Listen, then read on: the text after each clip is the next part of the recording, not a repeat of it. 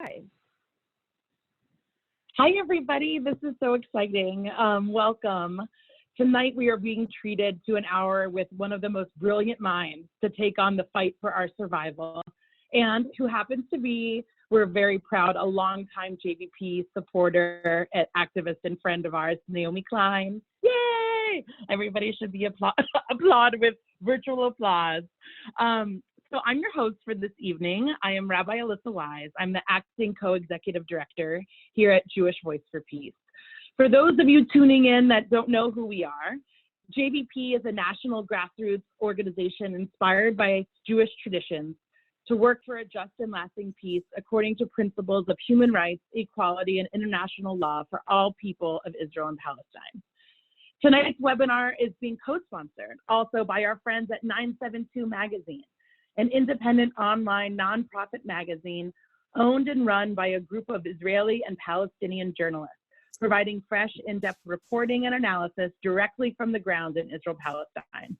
The magazine is committed to human rights, democracy, and freedom of information, and actively opposes the Israeli occupation. As you likely know about Naomi Klein, she's an award-winning journalist and New York Times best-selling author of No Logo, The Shock Doctrine, This Changes Everything, and No is Not Enough. She's a senior correspondent for The Intercept, a Puffin Writing Fellow at Kite Media Center, and is the inaugural Gloria Steinem Endowed Chair in Media, Culture, and Feminist Studies at Rutgers University. Her new book, On Fire, The Burning Case for a Green New Deal, was published in September and was an instant New York Times and international bestseller. That's no surprise. For those of you who read it in preparation for this evening, you might share the analysis that I had, that it was truly a mesmerizing book.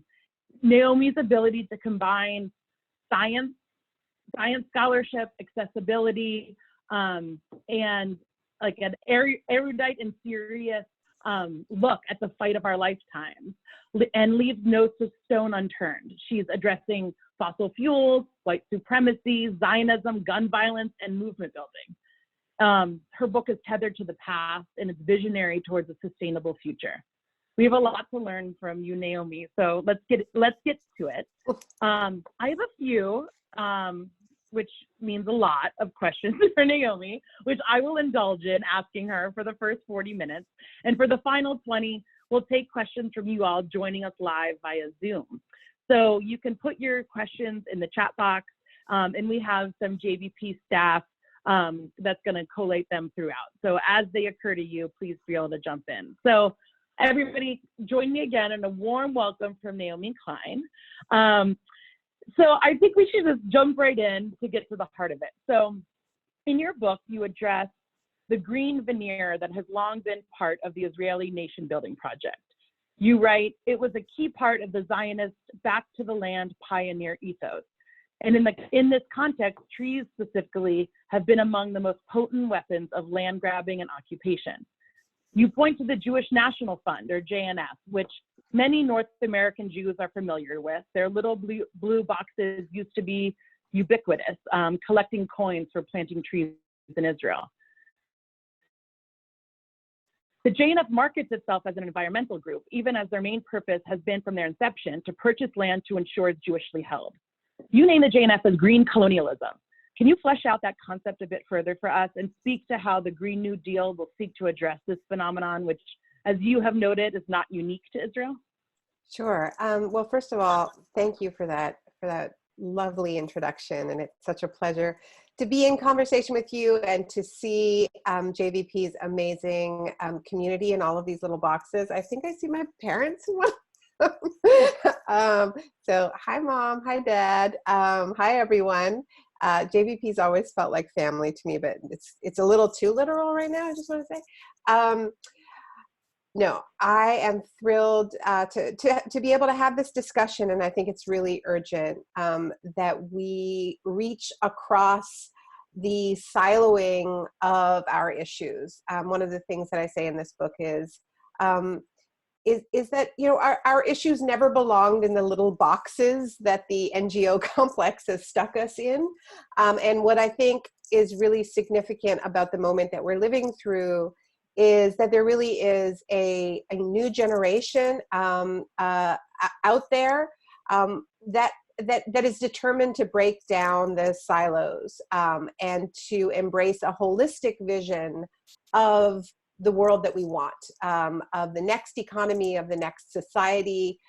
There is a discussion that is happening that is really driven by values, values like solidarity and interdependence, and breaking down the barriers of ego that are fundamental, I think, to winning the sort of transformative change that we need on every front. Certainly, when it comes to the climate crisis, the climate scientists have been very clear that if we are going to safeguard a habitable future, it will require, and this is a quote from an IPCC report, an Intergovernmental Panel on Climate Change report from last year, fundamental transformation to virtually every aspect of society, unprecedented transformation. But the truth is that's true of foreign policy, that's true for ending the endless wars and occupations, including the occupation of Palestine. It all requires fundamental transformation. And so to your question about green colonialism, this comes from an essay in the book called Let Them Drown. It is a lecture I gave in London, Edward Said Memorial Lecture. And I quote Said, where he said to his colleague, Rob Nixon, that environmentalists are, and this is a quote, that it's the indulgence of spoiled tree huggers who lack a proper cause. And so, what I do in that chapter of the book is kind of is grapple with the underlying and richly deserved reasons why people who devoted their lives to Palestinian liberation, like the great Edward Said, would have had this attitude towards the environmental movement. And I think it does force those of us who are Jewish and grew up, in sort of unquestioned Zionist contexts. I grew up sort of between those worlds. I did grow up with the critical analysis of Israel to some extent, but I also went to Jewish day school where those certificates from trees purchased in Israel lined the walls of my elementary school. And in thinking about why there is this well-earned suspicion of the green movement among many Palestinians, it forced me to confront, and this is something that I write about, the ways in which trees have consistently been used as a weapon to steal land from Palestinians, which I wasn't something I thought about growing up. It wasn't something I thought about on the first trips I took to Israel, but certainly when I've returned to Israel as a journalist, it's pretty impossible to miss the role of tree planting and these seemingly sort of healthy pioneer ethos sort of trees in the theft of Palestinian land.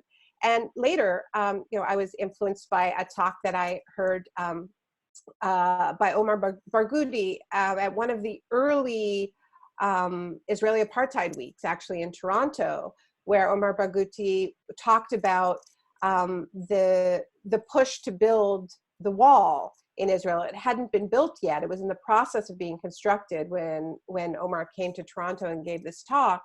And he relayed that in Israel, the extent to which the wall was controversial mainly had to do with concerns over flora and fauna. That there was far more concern among Israelis about the impact that the wall would have on the natural environment than the impact that the wall would have on Palestinians. What I do in this chapter is talk about the fact that the use of conservation and tree planting and forest protection as a tool of settler colonialism is not unique to Israel. It's certainly been true in my own country in Canada. It's true in the United States, where you are and where I'm speaking to you from, where the creation of state parks, national parks, are seen by indigenous people, in these settler colonial contexts in similar ways, because there is this long and ongoing history of conservation being like the creation of these kind of tree forests, right? Where a land is declared a park, and the traditional inhabitants and users of the land are locked out, right? Because now, you're no longer allowed to use those forests for, culturally, or, for firewood, or for whatever it is. This is ongoing in many parts of the world. And it's, as we are talking, the annual climate summit is happening in Madrid. It was originally supposed to happen in Brazil.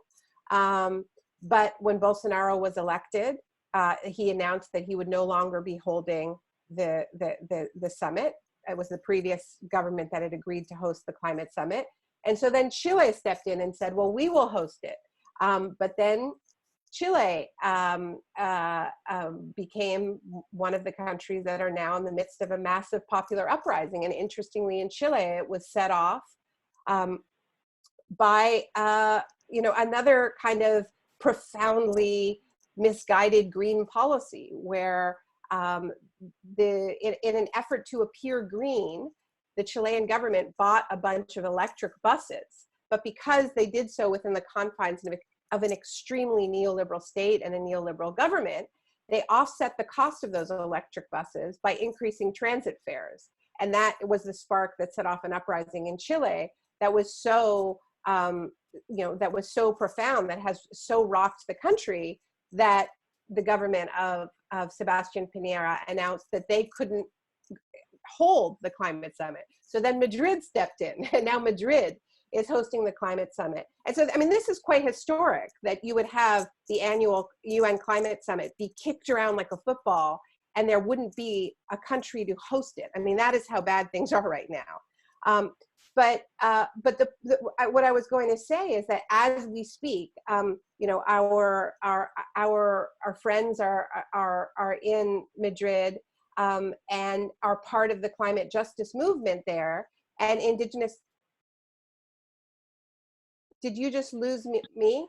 No, we can still hear you. There's something weird going on the screen, but I think if you keep talking, we can still hear you. Okay, but are you losing video? Is that what's happening? No. Okay. All right. Okay. It's okay. All right. Yeah. Just let me know if we should reboot. Okay, I will. All right.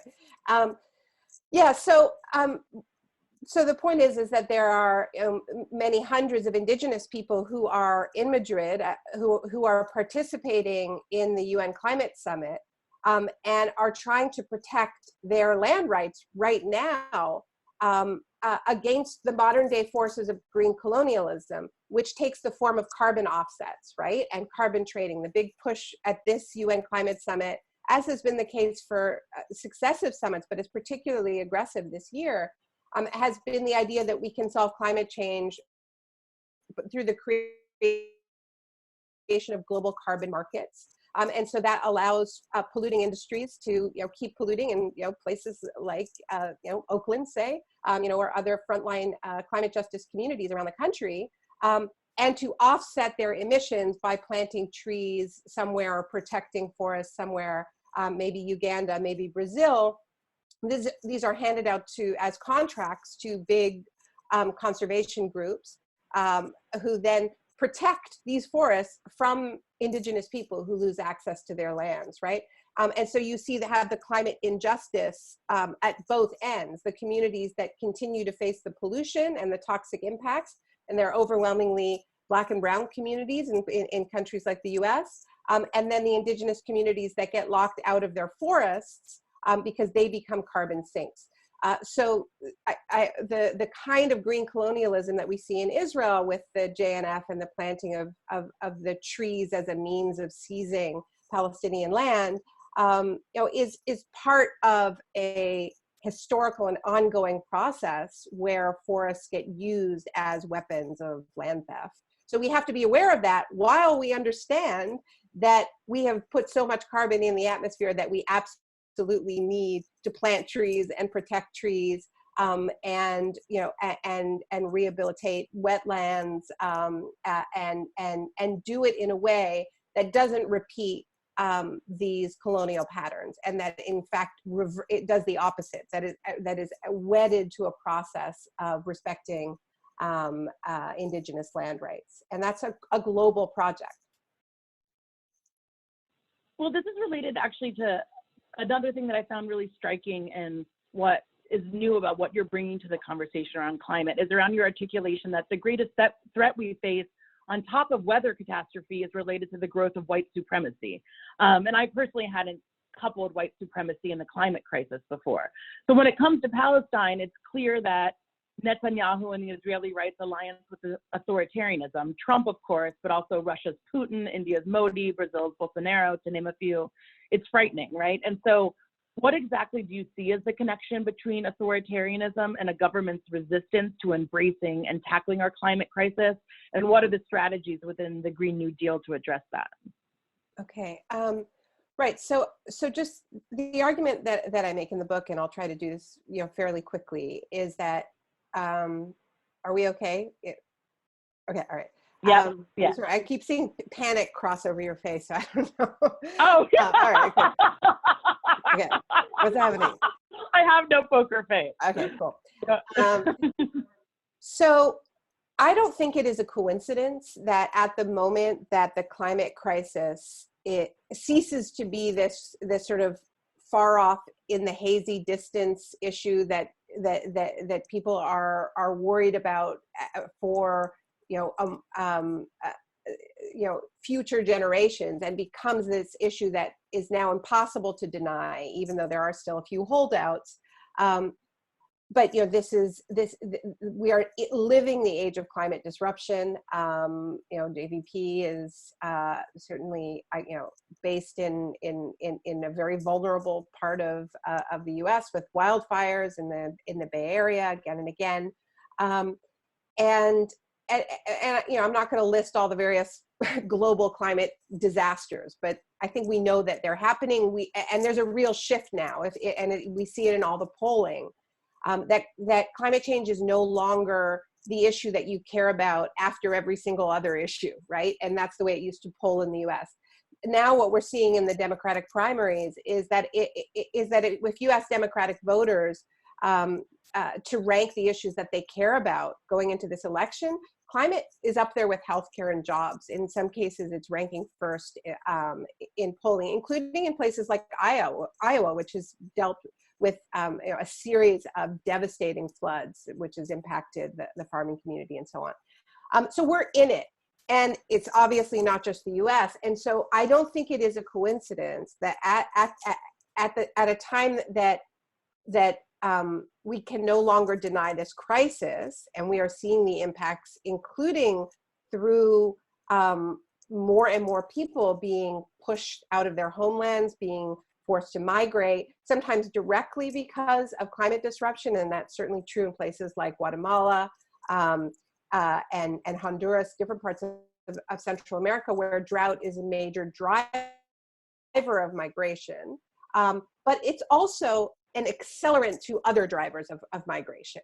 In other words, climate change just makes whatever is bad worse, right? So if you're dealing with gang violence, domestic violence, a civil conflict, and you layer drought and storms on top of that, it all just gets worse. So it's actually really hard to pry apart, what exactly is the driver of migration. And I'm certainly not saying it's all climate change, but I am saying that in the same way that that we now can't pry apart, whether this is a storm that would, an individual storm is not created by climate change, but what climate change does is it makes the storm that would have happened that much worse. That's what we're seeing with all kinds of conflicts around the world, right? And so we are seeing these political figures like Trump, like Bolsonaro, like Matteo Salvini in Italy. Okay, hold on. No, we could. Yes? We're okay. Keep All right. going. Yeah, funky things are happening, but keep going. Okay, so we have these political figures, Modi, Duterte, you named a few. I would certainly include Netanyahu, in that category, who are experts in othering, who are experts in the process of creating these very sharp hierarchies of humanity within their countries and between countries.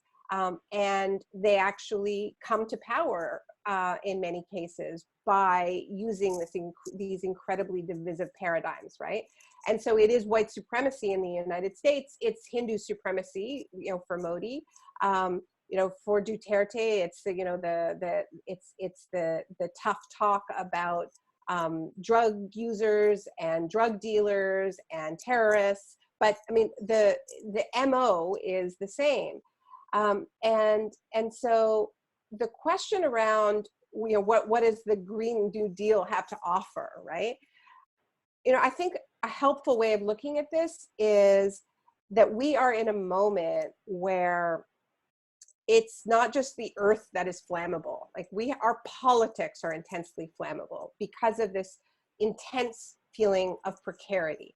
And some of that is economic and just what it means to have lived with neoliberalism now for a half a century, and to have had labor standards attacked, and the very idea of a job attacked and replaced with gig work or whatever it is, and now the ecological precarity, right? That even if it isn't conscious, I believe that we all know on a cellular level as humans that our home is in crisis.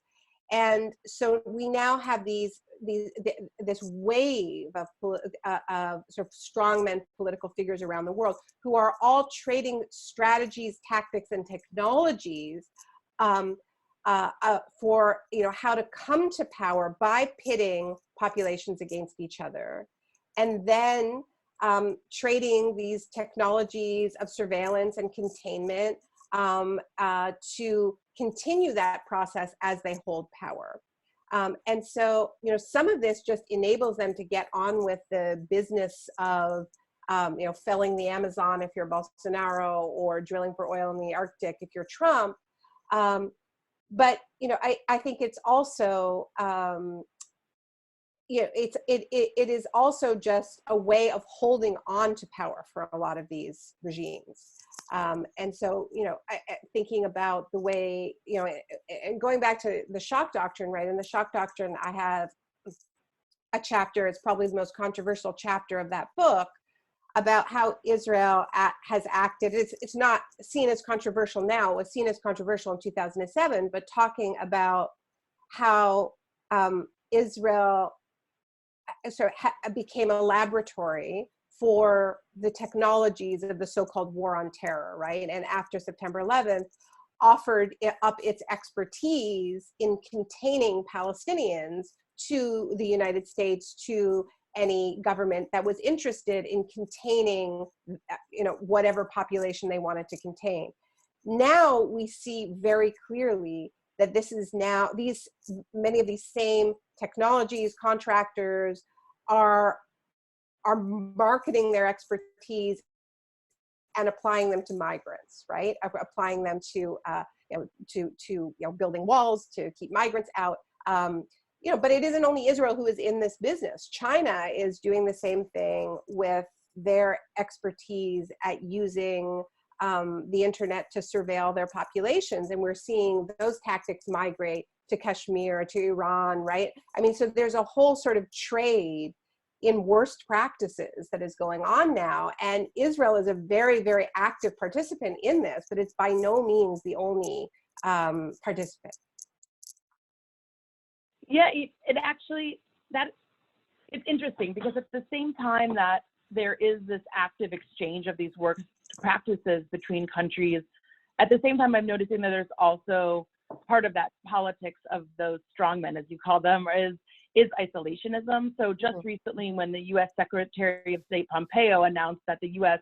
no longer thinks of settlements as illegal, he also took a jab at the very concept of international law, right? And so this was chilling, right? So that in reading your work, it was clear that internationalism is like a very central component to progress on climate, including relying on international law. So I wonder if you could speak to both how like isolationism and contempt for international cooperation is being addressed in the climate movement, but also how what you just said like contradicts the ways that is operating.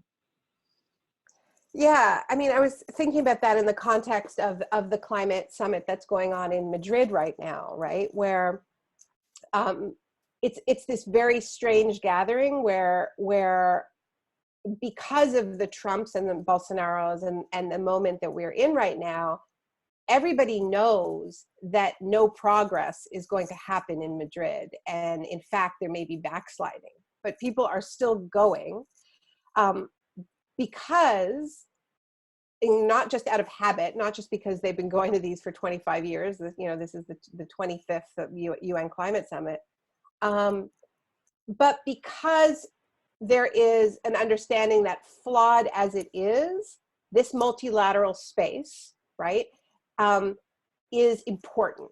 And so even if the players that we currently have in key national states right now are either boycotting or coming with the intent of, you know, wreaking havoc through the process, it is still worth protecting the multilateral space because just in case we get our act together enough to actually use it, right?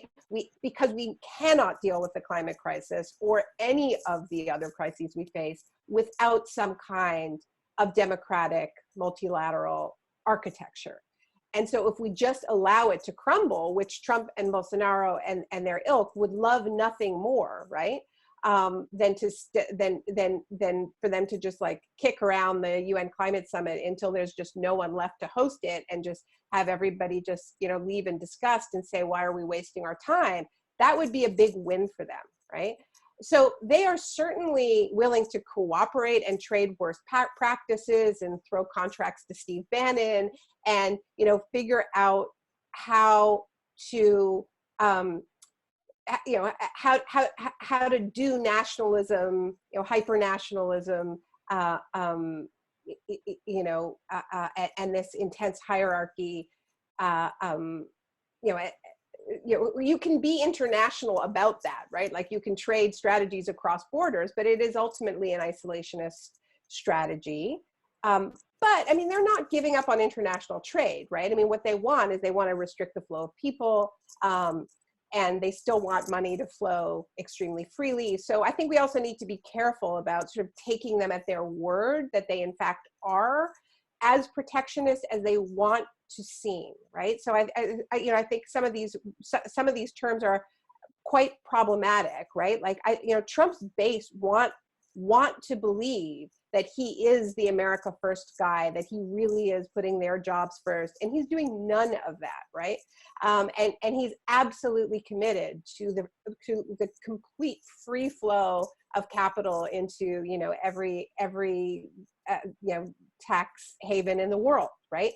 So they are all committed globalists, you know, including Bolsonaro. They just don't want there to be democratic spaces that are truly multilateral, where there could be any systems of accountability and where there could be any democracy, right? And that is why we need to still protect the promise and the hope of multilateralism and the parts of the United Nations that are worth protecting, despite all of their contradictions and all of their flaws, because, you know, we still have to hope and work towards, you know, potentially having a different kind of government in the United States. I think there is that possibility, you know, slim as it is greater than it has been ever in my lifetime. And, you know, and the US isn't the only country where you have, you know, the UK is in the middle of an election right now. And, you know, Jeremy Corbyn probably won't win, but he might. And if he does, he would be winning on a more progressive, more internationalist agenda than any UK Prime Minister in my lifetime. So these things are happening, right? And this is why, you know, I'm a big supporter of Corbyn, a big defender of his against the way, particularly against the way that anti-Semitism has been weaponized against him, and has been used as a tool to attack the left. And, you know, which is not to say that that the Labour Party is perfect and doesn't have anti-Semitism in it. The Labour Party has anti-Semitism in it, as do all aspects of British society, as do every single political party in the UK, including the Greens.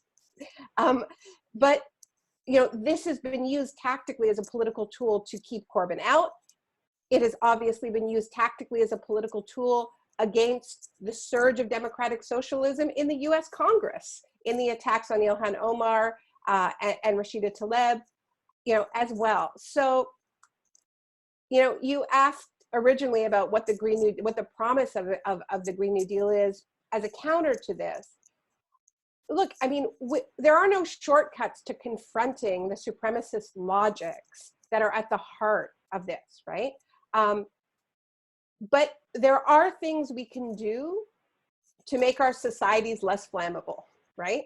And I think ultimately what these holistic visions, whether, you know, in the UK they're calling it a green industrial revolution, you know, in the US we're calling it a Green New Deal, and there are different versions of that Green New Deal. There's Bernie's Green New Deal, there's Warren's Green New Deal, there's the original Green New Deal resolution, you know, there's whatever Michael Bloomberg means by a Green New Deal, right? So, I mean, we have to start getting specific about which Green New Deal we're talking about.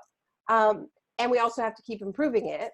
But I think at its best, what it is an attack on the precarity that is at the center of the economic project that the right is feeding on with these false promises of control. You know, when Brexit won in the UK, the slogan was "Take back control," and I always think about that because it's so telling about the false promise that is being offered to people, right? In a feeling that this world is so out of control, and we will give you back control through nationalism, right?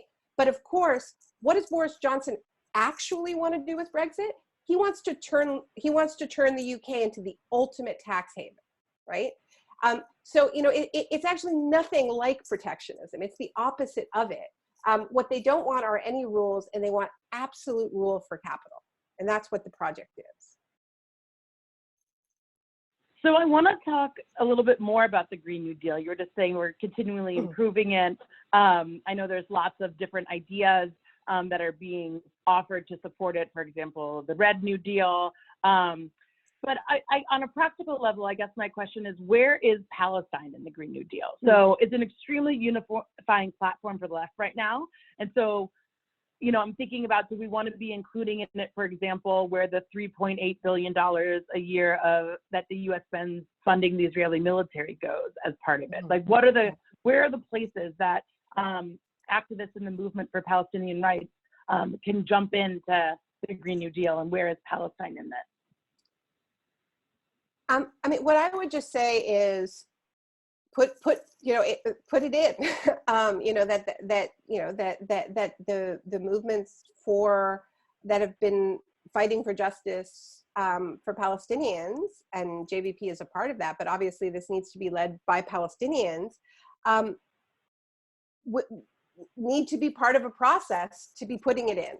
But nobody's going to put it in for us, I guess is what I would say. So you mentioned the Red Deal, which is an indigenous response to the Green New Deal. And you know, different indigenous activists and scholars have been involved in this, and I would really encourage people to look it up.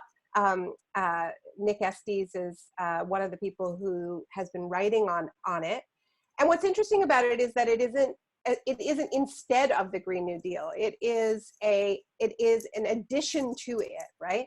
And I think that there's a lot of that going on right now, where there's just a recognition that what was put out in that 14-page resolution from Alexandria Ocasio-Cortez and Senator and Markey was, you know, some guardrails, frankly, to just define the sort of minimum that a Green New Deal needs to be, And they rushed it out very quickly because they were seeing that the popularity of the issue, particularly among young voters, was leading to like a lot of not to be trusted Democrats saying like, I'm in favor of the Green New Deal, I'm in favor of the Green New Deal.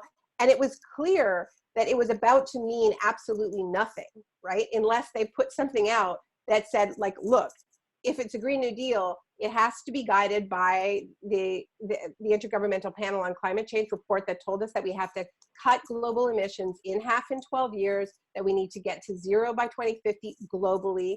The US has to do more because the US is the world's largest historical emitter. They included Medicare for all, they included universal child care, they included that frontline communities need to be democratic and designers of the policies that are going to be impacting them. It included a jobs guarantee. It included some really strong language to protect salaries and benefits for workers in high carbon sectors who are going to need to move. But it doesn't have everything. It doesn't have anything on migration. It doesn't have anything on the military. No, it doesn't have anything on Palestine. It's not strong enough, you know, in terms of decolonization and thinking about what, you know, a modern day civilian conservation corps should look like if it was really led by indigenous people and wasn't going to repeat some of the real mistakes of the past conservation movements. So what's been really exciting over the past few months since this has gone out is the way in which the Green New Deal process has been deepened. And I think people who understand how little time we have, right? And how exciting it is that we are finally talking about a holistic vision instead of just talking in our little silos, right? Is that this isn't a moment to just sit back and be like, oh, you left that out. Oh, you suck. You know, you're terrible. It's like, look, AOC is doing this off the side of her desk. Please recall that we lost the battle. The original demand was to have a fully funded congressional committee. That was the demand when the Sunrise Movement occupied Nancy Pelosi's office, right? And then Alexandria Ocasio-Cortez visited them, and Rashida Tlaib, you know, brought candy and stuff, and they were calling for a fully funded congressional committee that would have spent a year having town halls across the country with experts, bringing everybody together, and had a democratic process to design what the Green New Deal should be. But that is not what Nancy Pelosi did, okay? What Nancy Pelosi did was try to stick AOC on every other committee, right? And keep the squad busy so that they didn't have the ability to do this thing, right? And despite all of that, there has been a movement-led process where people have taken pieces of it. And so we have groups that are working on like a Green New Deal for farmers. We have people working on a Green New Deal, you know, for education. Like, as you said, mentioned, there's the Red Deal. There needs to be a lot more on foreign policy. There needs to be a lot more on military. I think, you know, one of the reasons why, you know, I've been really strong about why Bernie's Green New Deal is like light years better than Warren's Green New Deal is because of the issue of foreign policy, right? I mean, Warren's Green New Deal is nationalist, right? We are not going to do this within a nationalist frame. And I like her. I want to be clear. And I think there's some really, really good things in her Green New Deal platform. But the part that makes my heart sink is when she talks about how we're going to win the green tech race. And she talks about a platform of economic patriotism, which means the US is going to beat China in the race to build solar panels, and then apparently get the rest of the world excited about climate action by dumping cheap, you know, green tech on them.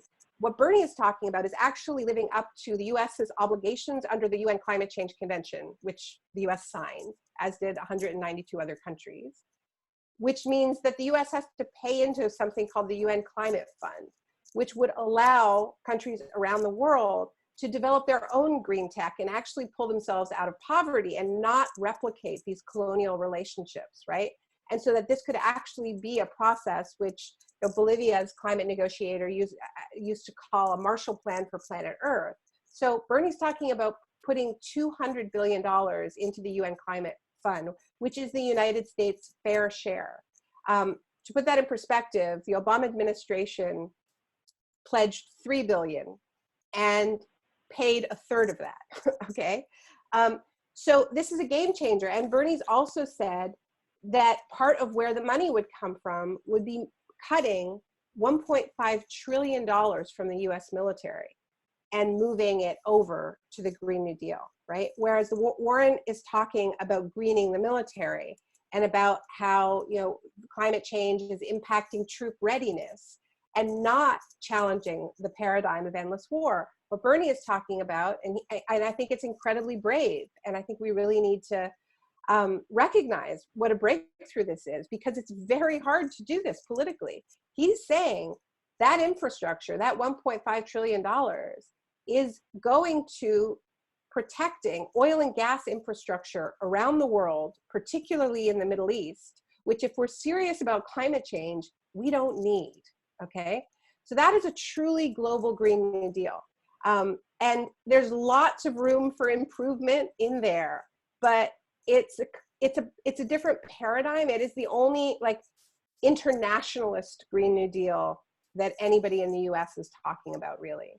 And so I think that, the only thing I would say is to the question of like, where is Palestine, is like, on all of this, there is no central committee. Nobody's saying, you're invited, you do this, this is your job. What's happening is self-organizing. And it's kind of like a sort of Green New Deal quilt, and everybody's kind of bringing their patch. So, yeah, nobody's going to do it. So we should too. Yeah, yes. We should do it too. That's great. We would love to take some questions from the listeners. So if people have questions, you could throw them in the chat box. I'm going to pose one more while you all get your questions formulated. As you were just talking about, 2020, I'm thinking about your chapter, I think it was Movements Will Make or Break the Green New Deal. And you reflect on, under FDR's New Deal, that the social movements that were thriving during that time were actually really essential to the FDR's New Deal, including programs that, were revolutionary and like were designed to hold back a full-scale revolution, I think is how you put it. And so I guess I'm thinking from where I sit, I don't know, you could say if you disagree, it doesn't seem like we're at that moment right now. Like we don't seem quite close enough to forcing the president's hand in that way, either this one or the next one, right? And so I guess I'm wondering, why do you think that is, and what would it take to shift? And also, how do we ensure that that the movements that we're building towards 2020 go beyond 2020 and are starting to build that pressure? Yeah, so it's a great question. Totally great question. I also just want to note that there are great resources being posted in the chat, including links to the Red Nation, the Red Deal, but also some really great detail about trees as weapons in the occupied territories, and the species of trees that are being planted, and they're very water intensive as well. And obviously, we could talk a lot about the relationship between oil abundance and water scarcity, and how all of that is playing out. So yeah, this is a critical question, because there is no doubt that the 1930s were a period of tremendous political organizing and militancy in the United States. It's really striking that as FDR rolled out the original New Deal, which we know excluded many African-American workers, domestic workers, agricultural workers, many immigrants were discriminated against. I mean, it was far from perfect, but the extent to which it included very bold progressive policies, and this is what won Social Security, unemployment insurance, broke up the banks, funded a renaissance in the arts, at the Civilian Conservation Corps, et cetera, et cetera. It was because people were pushing from the outside and were demanding more. And every year of the New Deal era, there were more labor disruptions, including general strikes that were shutting down cities, that were shutting down ports. But it is striking that it grew during the New Deal period. The peak year was 1937. FDR was elected in 1933, and so the rolling out of the original New Deal actually helped strengthen movements. Look, I wish we were in a better position than we are right now, and I think it's part of, this question. I was having a debate with a friend last night about the Sanders campaign, and she was saying to me that she was worried the extent to which movements were sort of being absorbed in a presidential campaign, right? And because we know we need the outside pressure, if our movements are absorbed in a presidential campaign, then what happens when that campaign, what happens at the end of that campaign, whether the end is taking power or the end is not taking power, right? And I think that the answer to that question depends on how we engage, right? And so, I was in Iowa a few weeks ago with the Bernie campaign, where they held a day-long summit on the Green New Deal in Iowa, and brought together a couple thousand people, not to hear speeches from Bernie, although there was a speech from Bernie and a speech from AOC, but there was a day of workshops where people were talking about what a Green New Deal would mean in Iowa. And the answer to that matters the day after the election, no matter who wins, right? And so I think that this kind of work that we're talking about, of how do we better connect our movements? How do we use this umbrella, right, to get beyond siloed politics and build a more holistic, values-driven, intersectional movement of the left, right? That doesn't throw anyone under the bus, that doesn't sacrifice anyone. And we know that this is starting to happen. I mean, I teach at Rutgers. I see this with young activists there, where the students who are working on fossil fuel divestment, on BDS, and on mass incarceration are all working together and are bringing their divestment campaigns together, which is new, right? Which is, wasn't happening just a couple of years ago. So I think that if we use this to really build our bases, to engage people in democratic processes of articulating what a Green New Deal means in our neighborhoods, in our sectors, in our workplaces, that's going to be sturdier than any presidential campaign or any politically driven initiative. And it may mean that it's a kind of a blessing that we didn't get that subcommittee, right? Because it means, if we manage to do this from the bottom up, it'll be sturdier than anything that came from Washington. I love that, God willing. So a question from the JVPers in here. So somebody speaking to you being the Gloria Steinem Endowed Chair, what does a feminist lens bring to your analysis of climate justice and anti-authoritarianism? That's a great question. I mean, all of this is it's just, I could go on forever. I mean, I feel like we barely scratched the surface of what we should be talking about when we talk about the intersections of the Palestinian struggle, and what it means for Jews to be thinking about that in the context of migration. So maybe we can come back to that, because I think that there's a deep piece of this around statelessness, and this sort of the hierarchy of, who gets no passport and who gets multiple passports, who has multiple citizenships and who has no citizenships. And in an era where more and more people are going to be made stateless, this is part of the reason why Israel is the lab, because it has a lot of practice in this, right?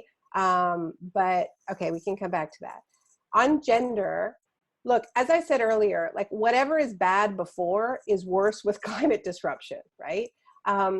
So, you know, if you have a patriarchal society where women are doing more of the work and are hauling more of the water, then when you add water stress on top of that, it's going to impact women more. If women are doing almost all of the childcare, then it's women who are going to be bringing their children through thousands of miles to try to get them to safety when they can no longer live on their land. And of course, we are seeing that.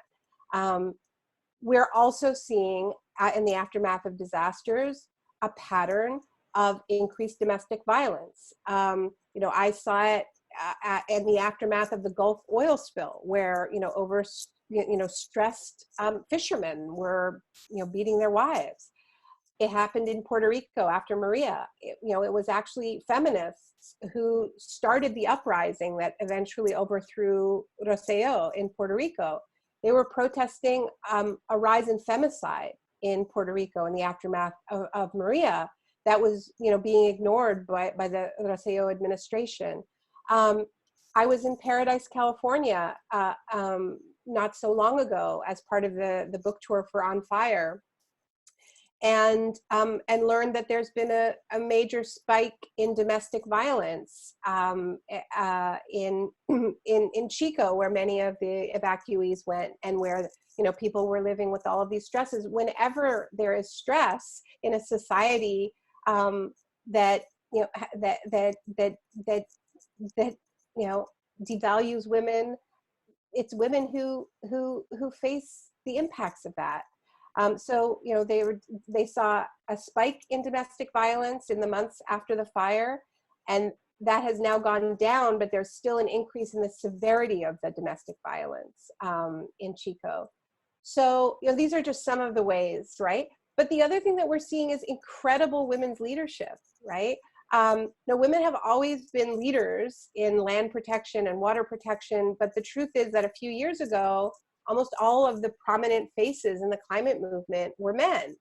And, you know, at the moment, some of the most prominent faces are women, including young women like Greta Thunberg and Alexandria Ocasio-Cortez and Varshney Prakash, the executive director of the Sunrise Movement. And, you know, I could go on, but I think it's really exciting that we are seeing women's leadership and the leadership of girls. You know, in the climate strikes, it's really amazing. I'm sure some of you have gone to some of the climate strikes and maybe noticed that the gender balance is pretty interesting in terms of, you know, who is at the mic and who is organizing. And so, you know, I think this is part of the sort of intersectionality of this generation of understanding that, you know, a lot of the young women who I talk to understand that they're up against a system that is about dominance, dominating people, dominating the natural world, and that dominating women, or trying to, is a really key part of that. So we're almost out of time. Another thing that I should just add is that one of the things that makes me saddest in the way we talk about the Green New Deal is that we often forget that women's work is at the front lines of the solutions to the climate crisis. You know, when we talk about green jobs, we often just think about, you know, guys in hard hats putting up solar panels. And one of the things that I've been working on as, you know, the Steinem Chair at Rutgers is we had a great convening of nurses and teachers and home care workers and disability rights workers talking about their work as climate work, both in terms of being on the front lines of the impacts of climate change, you know, dealing with evacuations of hospitals, of the elderly, of the people who are most vulnerable to disasters, but also that care work, which is overwhelmingly work that is done by women, overwhelmingly work that is done by immigrant women, is low carbon work. And that's work that we need to invest in. We need to make these jobs higher paying and so on. So anyway, sorry I went on so long, but it's all connected. I love it when you go on so long. We're all sitting at your feet. So we have to wrap up, but I feel like there was some a little bit more that you wanted to share about the connections you see with Palestine. So I just wanted to invite you for to end with whatever nuggets you can. I know we're all enjoying hearing your thinking.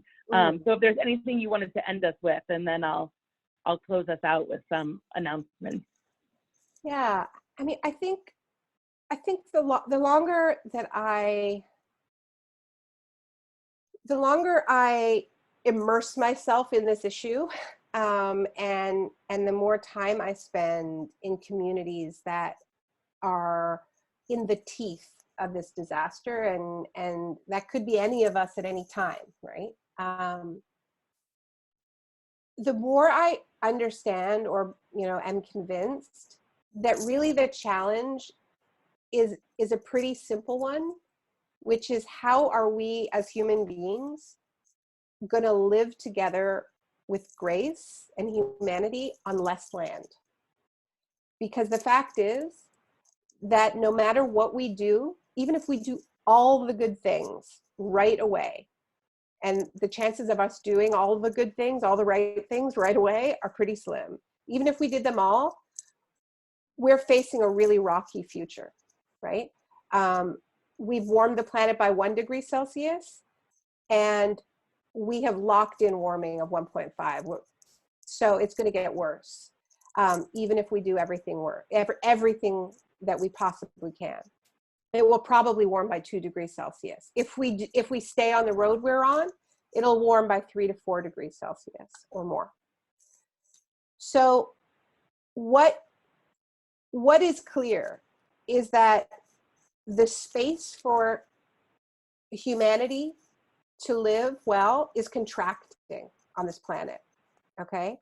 The extent to which it contracts is what we're debating over, but that it will contract and that it is already contracting is indisputable. And so the core question is, what kind of people are we going to be as we live in greater density, right? And I think if we look to Israel-Palestine, we see a really terrifying example of how to lose your humanity and how to fail to share land, right? And what it requires, the monstrousness that it requires to fail to share, right? And I think that question that all of us who have been engaged in this issue have been grappling with is a global question, right? And I think we're seeing a lot of other examples of some real monstrousness in a failure to share, right? That's what it looks like to fortress the border with Mexico.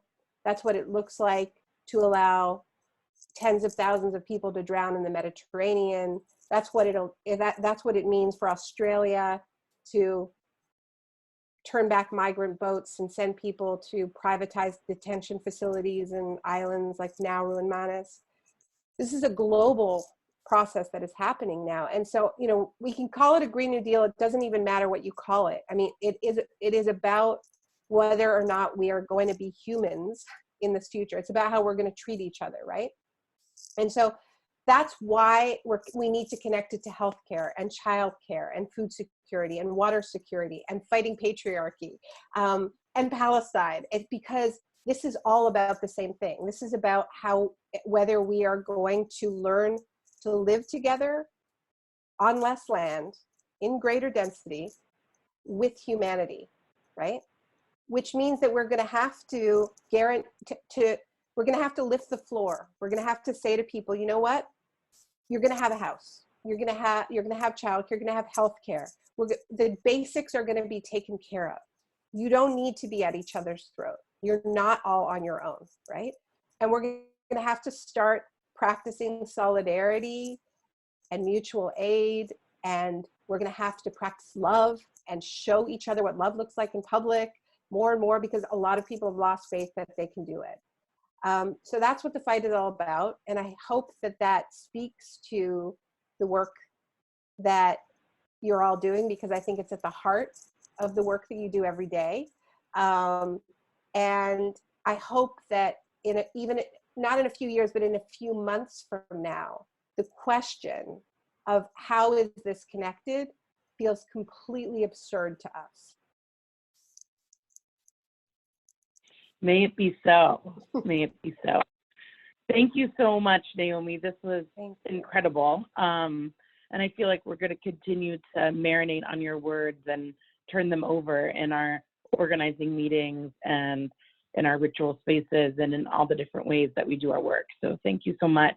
Thank you for all of your work, and thanks for all the great comments. I'm reading them all. So yeah, they're beautiful. So we have recorded and live streamed this webinar. So if everybody here thinks others should hear what Naomi had to say this evening, please share that recording far and wide. You'll receive it tomorrow in your inbox with a follow-up email with other resources to keep digging in on these topics. And for those of you that are new to JVP, I hope you'll want to continue to stick with us as we figure out how to take the space as Naomi challenged us to in this fight for our planet and for the Green New Deal. We have over 70 chapters around the country, and we're really excited to connect you in as we take this work to the streets, to the courts, to the boardrooms, wherever it needs to go. So you can join us now. Go to jvp.org/join now to become a member of JVP. We'd love to have you. So go to jvp.org/join now. And if you're viewing this in person, we've sent you a discussion guide via email that can get your conversations going. And if you're continuing to want to kind of keep learning and keep thinking on these topics, I'm excited to announce that today we launched a new podcast called the Diaspora Podcast, in which we explore Zionism backwards and forwards. And you can subscribe to it wherever you get your podcast. And please be sure to tune in or to look to our partners at 972 Magazine for their coverage of Palestine and the climate crisis. Finally, I want to thank Cecily Sarasky, our former deputy director here at JVP, who has connected us to Naomi and helped make this webinar a reality. What a gift it is to JVP and to our movement, and God willing, to our world. Thank you all for joining us. Have a great night. Thanks, Naomi. Mwah.